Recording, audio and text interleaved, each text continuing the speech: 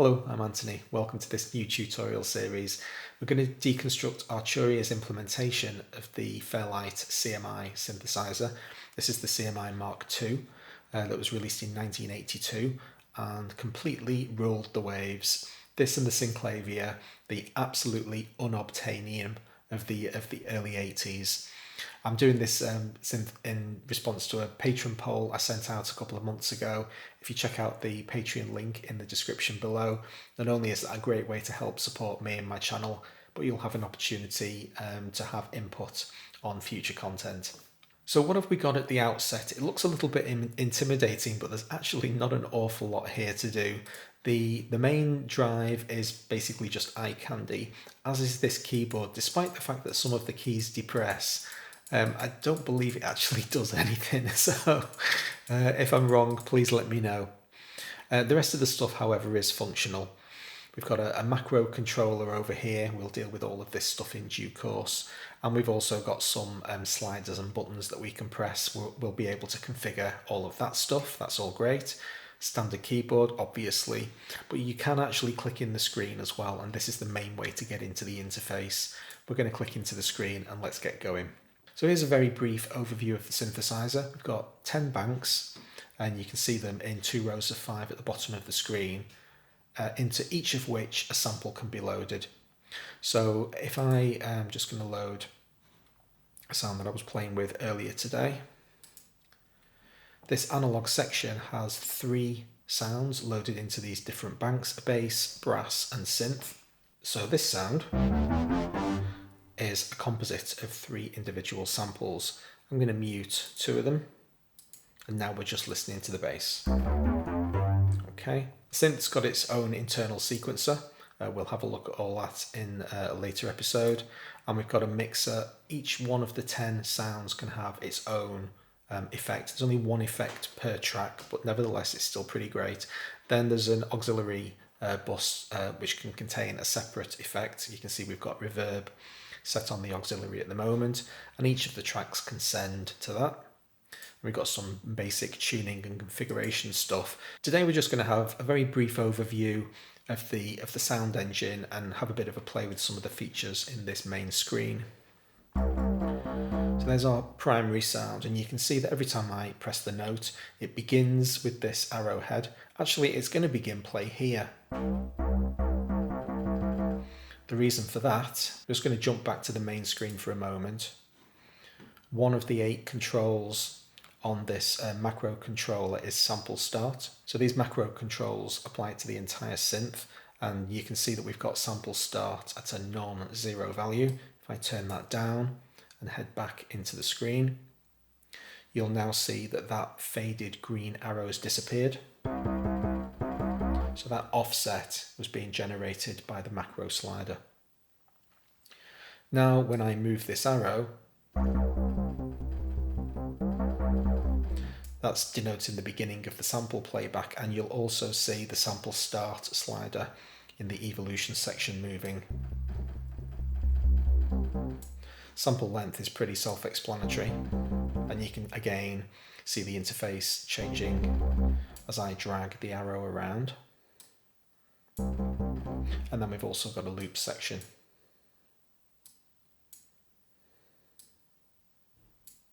Which is currently engaged.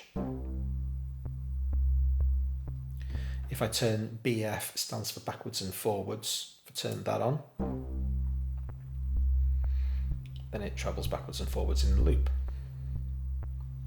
And this is another way that we can interact with those sample start and length parameters, all really straightforward stuff. The next section along tune and filter is also pretty self-explanatory. In fact, this bass synth, as you can see, is currently tuned up an octave. If I pull it back down to 0, that's the natural. I'm just playing a C2 on the keyboard here, but you can hear it's gone down an octave. Bring it back up again. And fine tune. Gives us the 100 cents up to a single semitone. If I double click on any of these controls, it will reset it back to its default value. That's standard across all Arturia plugins. Then we've got a filter slider here. Now, the manual describes this as basically like a filter following effect. It says It determines how much the pitch of the note that you play applies to the filter. That's a little bit overcomplicated. Just basically treat it like a mass low-pass filter and you won't go far wrong. Very bright and brash. And I've just taken all the high frequencies away.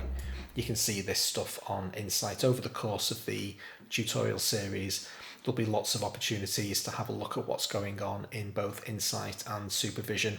But you can see all of the high frequencies being thrown away there. Coming back in. Now the voice level, each one of these banks is basically a voice. They've all got their own independent levels, but can you see this little green line?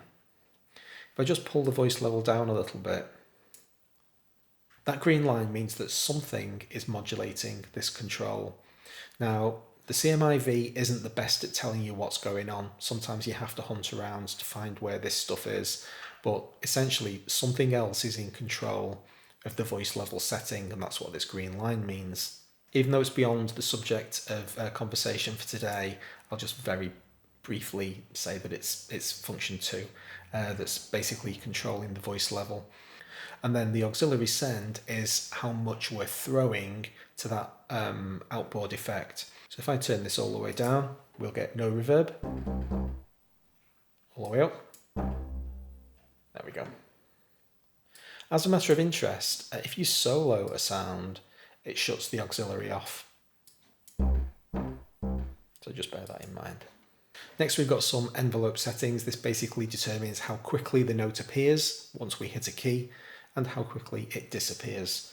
So with no attack, nice urgent note, and with plenty of attack, hold the note down and the attack fades in. We've got two separate damping controls, which basically in envelope parlance is a decay, basically how quickly the note fades away once we let the key go. So at the moment we're in damp mode 1, which means this control is determining how quickly the note fades. Just turn my attack back down again. But if I turn damping 2 all the way up, at the moment, no effect. Switch to damp 2, and now we've got the, 5-second delay, and you can hear while the note's fading away, it carries on looping in the background. If I engage this trigger button, it means the entire sample will play up to the sample end. So you'll see when I press this button, the playback will stop at this point. It's very common to find dedicated vibrato on synths and amplifiers actually. So the first thing we need to do is increase the vibrato level. Now, vibrato is basically pitch modulation, so it's oscillating the pitch up and down. If I increase the depth, it increases the intensity of that pitch oscillation, and this is the speed. So it's now oscillating roughly twice a second, and again you can see a little green line, something is modulating the vibrato speed. We'll worry about that another day. Vib delay, vibrato delay, tells you how long the synth waits before applying any vibrato at all. So if I set 500 milliseconds, it's going to wait half a second before applying any vibrato, and then the vibrato comes in. Vib attack specifies how quickly it goes from no vibrato to maximum vibrato. In fact, it ramps up. And this is going to give a really natural feeling vibrato. A little bit like when a saxophone player plays a note, there's no vibrato, and then they slowly introduce it, and it's very lovely. Vib Filter gives us the independent ability to apply a vibrato to the filter setting over here. So turn this all the way up. You can hear it kind of swishing.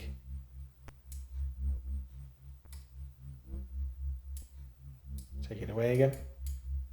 That swishing sound's disappeared. We'll have more dramatic sounds in the future where we can have a better demonstration of Vib Filter, but basically you've got independent vibrato on the volume and the filter. Just throwing this sound away and getting back to our original bass sound so that I can demonstrate Portamento. Turn it on. If you don't set a time other than the minimum, you won't hear this effect. I'm going to play a low C and then let go of that note and play a C an octave higher. Now I'll turn Portamento on and play the low C and the C an octave higher. There's the Portamento. Now it remembers, the synthesizer remembers the last Portamento note that was played. So if I play a C right at the top of my keyboard, slides all the way up. Glissando is supposed to apply a quantized, semitone-based, staggered approach. You only really hear this. This synth has got quite a smooth glissando. So I'll play a low C. I've set my time really high. I'm going to let it settle down on that note, so that's definitely the last note played. And now I'll play a perfect fifth above. You can hear it stepping up, but as I say, it's quite a smooth effect. If I turn constant time off, it's basically going to take this long, whatever the time is, on each individual pitch change. Every 2 seconds, it's going to step up one semitone and take forever. Bend width is the pitch bend wheel. So I'm currently moving my pitch bend wheel up and down. It's having no effect. Turn bend width up. 7 semitones. And there's my perfect fifth. That's a basic introduction to the core engine. In the next episode, we'll have a look at these options down here. We've got sampling, time synth, spectral synth. We'll figure out what that's all about. Hope you enjoyed this episode. Please hit like if you did. I'll see you for the next one. Thanks a lot.